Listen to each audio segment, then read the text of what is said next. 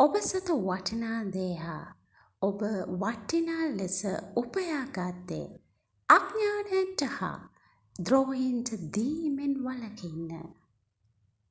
මුතු ඇටයක් යනු බෙල්ලෙකුගේ ශරීරයට ඇතුල් වන වැලි කැටය නිසා ඌ නිකුත් කරන්නා වූ රසායනික ද්‍රව්‍යයක් වේ. මුතු ඇටය වටිනා. එයට අගයක් තියෙනවා. එය අපි පළඳන විට ලස්සන අලංකාරය හා ගෞරවාන්විත බවක් හා පෞරුෂයක් අපට ලබා දෙනවා.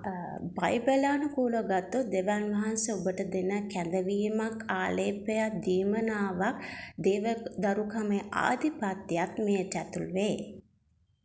මෙම මුතු ඇටය ඔබ තුළමයි තියෙන්නේ. දෙවියන් වහන්සේගේ සැලැස්ම, උන්වහන්සේගේ කැඳවීම, උන්වහන්සේගේ දීමනාව ඔබ අන් අයගේ වචනවලටත් ඔවුන්ගේ උපදේශවලටත් අනුව කටයුතු කිරීම තුළ ඔබ මුතු ඇටය පාවිච්චි කිරීමට නොහැකි වනු ඇත.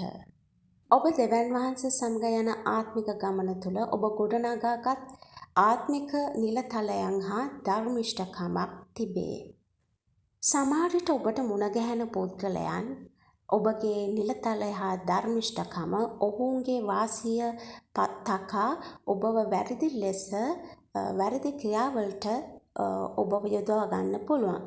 එසේම ඔබ ඔවුන්ට පක්ෂපාතකම පෙන්වන්නකින් එම මුතු ඇටය ඔබට අහිමි විය හැක.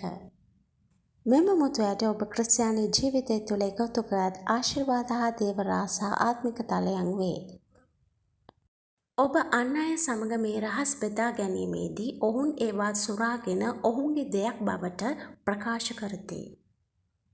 සමහර ආත්මික පුද්ගලයන් ඔබගේ මුතු ඇටය දැනගෙන, දේව රහස් දැනගෙන ඔවුන්ට සිතුණු පත්තන පුද්ගලයන් ඔබගේ ජීවිතයට එවන්නත් පුළුවන්, වැරදි පුද්ගලයන් එකතු කරන්නත් පුළුවන්. එමගින් ඔබගේ මුතු ඇටය විනාශ වේ. ශුද්ධ වචනය කියා තිබෙනවා ශුද්ධ දේ බල්ලන්ට නොදෙන්නත් බල්ලන්ගෙන් පරිස්සම් වන්න කියා. එතනදී බල්ලා කීමෙන් අදහස් කරන්නේ මොකද? ආගමික නායකවරු වෙන්න පුළුවන්, සාතන්ට නමස්කාර කරන ඇදිලිවතුන් වෙන්න පුළුවන්, දෙවියන් වහන්සේ දැනගත් ආත්මික ගොඩනගාගත් නැති පුද්ගලයන් වෙන්න පුළුවන්, කල හොඳ නොගත් පුද්ගලයන් වෙන්න පුළුවන්, වැරදි ඉගැන්වීම් කරන්න පුද්ගලයන් වෙන්න පුළුවන්. මෙතනින් යේසුස් වහන්සේ අදහස් කරේ රොටිය කියන්නේ දෙවියන් වහන්සේගේ දරුවන්ට හිමි යුතු දේවල්ය, ආශිර්වාද උරුමයක්, සුවයක්, බලයක් විය හැක. මේ ස්ත්‍රිය සාතන්ට නමස්කාර කර ස්ත්‍රියක්.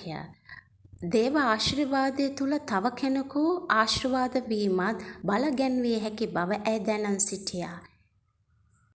මෙම බයිබල් පදයේ තේරුම නම් අපි එක් එක්කෙනාට සුභාරංචිය දේශනා කරනකොට සමහර අය ප්‍රතික්ෂේප කරන ඔවුන්ගේ අඥානකම නිසා සුභාරංචියේ ඇති වැදගත්කම ඒ ප්‍රතිඵලය අත්දැකීමට ඔවුන්ට නොහැකි වෙනවා.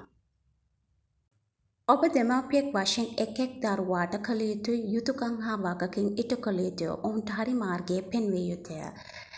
එක් දරුවාට හිමි යුතු උරුමය නිසි ආකාරයේ දිය යුතුය. ඔබ ප්‍රේමයෙන් අන්ධ නොවිය යුතුය. ඔබගේ හිත හොඳකම ඔබගේ මිත්‍රයන් ඔවුන්ට වාසි ලෙස ඔබව යොදවා ගන්න පුළුවන්.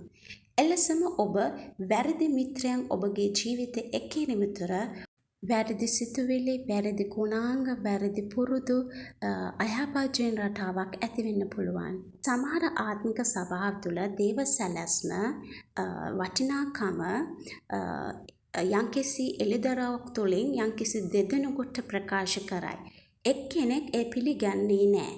නමුත් ඒ කෙනාට වරින් වර කීම තුළ කාලයේ නිෂ්ඵල වෙන අතර එම දීමනාවේ රහස්කම නිෂ්ඵල වෙනවා. සමහර දේවගතිවරුන් ඔබගේ කැඳවීම් ප්‍රකාශ කර සභාවේ යම් ස්ථානයක් ලබා දී ඔබ වහලෙකුට පත් කර ඔබගේ ආත්මික දීමනාවන් ඔහුගේ මහිමය උදෙසා යොදවා ගනී.